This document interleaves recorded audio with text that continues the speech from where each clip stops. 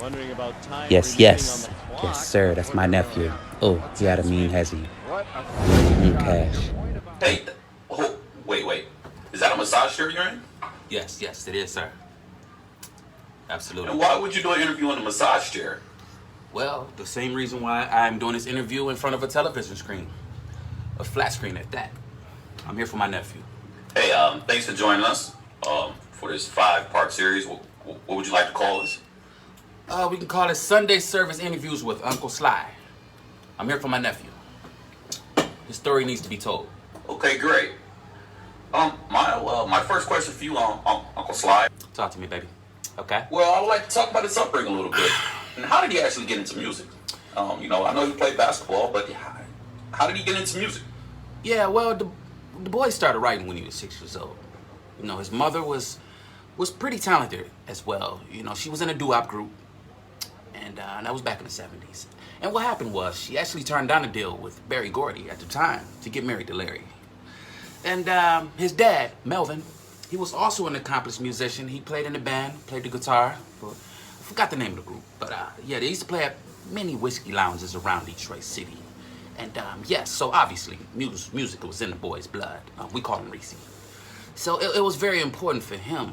Well, his mother, she put the keyboard right in front of his face. You know, and basketball came a little bit later in life.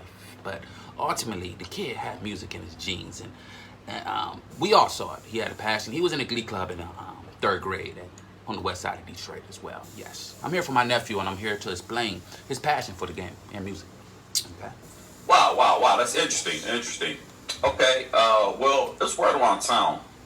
A lot of people don't know about this story, but his freshman year at Michigan State, some guys, I did a little research, okay? Okay. And a few people told me that he almost actually died in practice during the time of his old basketball practice during the drill. Well, yes. It was actually his freshman year.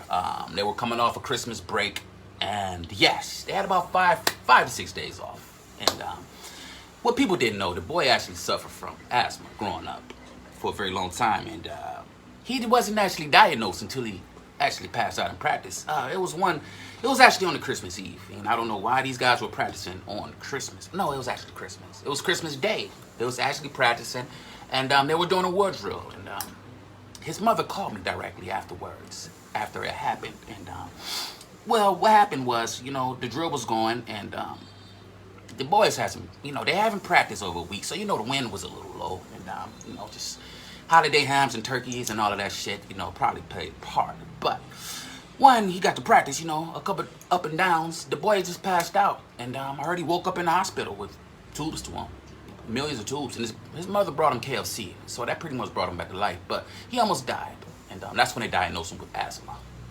Yes, I'm sure it could have been worse, but yeah, it was very disappointing. I'm glad he's fine. Oh, wow, okay. Wow, that's devastating. Okay. So, my last question is, I did some more research, and there's also some rumors going around the mill that that Maurice actually broke the record for pre-draft NBA workouts. How true is that? Well, I'm not quite sure how true it is, but I will say this. Coming out of Michigan State, you know, he played a lot of games. For 4 years, you know, either way. Okay. He worked out for 26 teams, and at the time, it was a record. That was Great, the most... fantastic. Can I finish, please?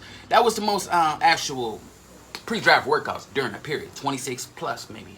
And some teams he worked out twice. And what had happened was he worked out for every single team except for the team that actually drafted him. You know, he actually got drafted. Sorry, let me make sure my hoes ain't calling me. Okay, here we go. Yeah, so what happened was he spent a lot of time traveling, you know, and playing back to back. You know what I mean? He would have games and times where he would work out in Phoenix and then have another one in Philadelphia. So I believe he did break a workout record. One thing I will say is that they changed the rules directly after that. You know, I think the guys were only able to work out maybe for 15 different teams or so. And yeah, that was that. But all in all, you know, I'm his uncle, obviously, so I want to hear to tell his story and much more. And I'm excited to come back for this 4 or 5 part series for Sunday Services Interviews with Uncle Sly. Thanks for having me, Black. Vlad, whatever your name is. Great. Thanks for having this interview. Thanks for not canceling me.